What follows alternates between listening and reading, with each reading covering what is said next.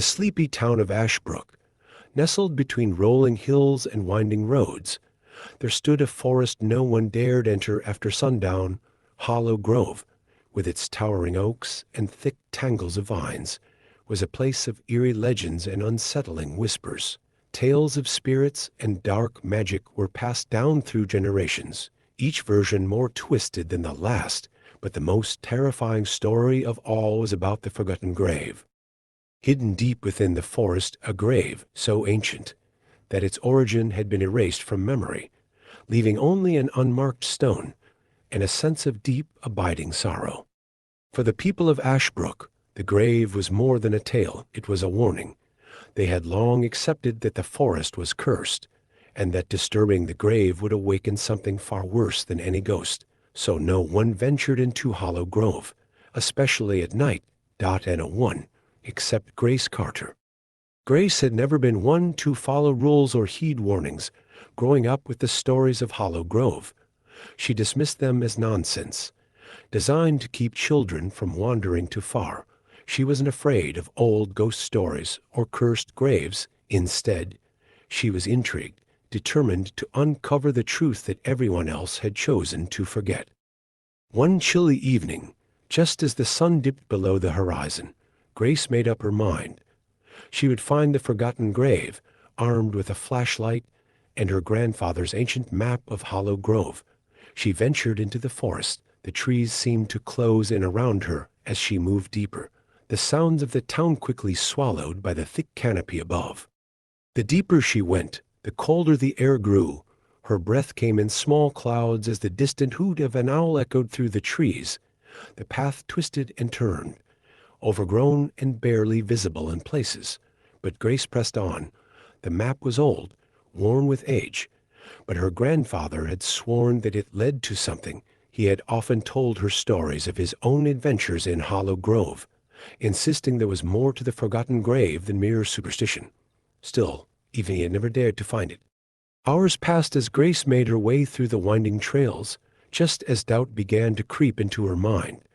Her flashlight flickered. She froze, peering into the darkness, and then she saw it a clearing, shrouded in shadow. At its center, half buried beneath a blanket of leaves and ivy, was a stone. Her heart pounded. She had found it. The stone was small, barely noticeable against the dark forest floor. Kneeling beside it, Grace brushed away the vines and debris. As the flashlight beam illuminated the stone, she felt a chill run through her. There was no name, no inscription, just a smooth, weathered surface that had been worn down by time. Grace's excitement faltered. She had come all this way, only to find a blank, nameless stone. Disappointment surged through her, but she couldn't shake the unsettling feeling that something was watching her. The clearing was too quiet. The air felt too heavy. As Grace turned to leave, she heard a faint whisper, so soft it could have been the wind. She froze, her flashlight flickering again. The whisper grew louder, though the words were indistinct, slipping through the air like smoke. The ground beneath her feet trembled slightly, and she stumbled backward. Panic gripped her as the whispers seemed to come from all directions. Swirling through the trees like a rising wind, her flashlight died, plunging her into darkness, heart racing. Grace fumbled with the light, but it was useless. Then, from somewhere in the shadows, a voice cut through the whispers, clear, cold, and filled with sorrow. "Do you remember me?" Grace's blood ran cold. The voice was right beside her, though no one was there. She tried to back away, but the ground seemed to shift beneath her. The voice came again, louder, closer. "Do you remember what you did?" Grace shook her head, her breath quick and shallow. She hadn't done anything, had she? The whispers grew louder, accusing, circling her like vultures. She wanted to run, but her legs wouldn't move. It was as though the very forest held her in place, and then, as quickly as the voices had begun, they stopped. The sudden silence was suffocating. Slowly, Grace managed to stand, her limbs trembling. She turned to flee, but froze at the edge of the clearing.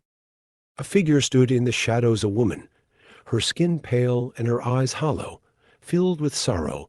Her hair hung in tangled strands around her gaunt face, and her dress, once white, was stained with the earth. "You forgot," the woman whispered, her voice barely audible. "They all forgot."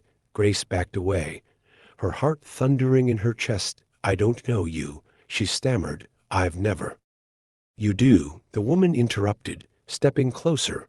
Her voice was soft but carried a weight of unbearable grief. "You just don't remember."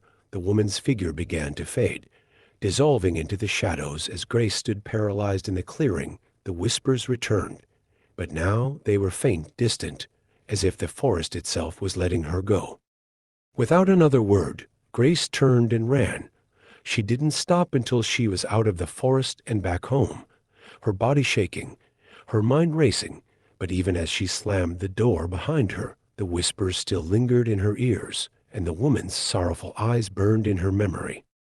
For days, Grace couldn't shake the feeling that she had seen the woman before. Though she couldn't place when or how, determined to find answers, she dug through old town records, searching for anything that might explain the strange encounter. Finally, she found a newspaper article from nearly a century ago. Eleanor Blackwood, a woman accused of witchcraft, had been executed on the very spot where Grace had found the grave. But instead of being remembered, Eleanor had been buried in secret, her grave left unmarked, her name erased from history by those who feared her curse. Eleanor had been forgotten, but her spirit had remained, and now Grace realized, with a shudder, that her family, her grandfather, had known all along. The curse hadn't ended with Eleanor's death. A tea had only just begun.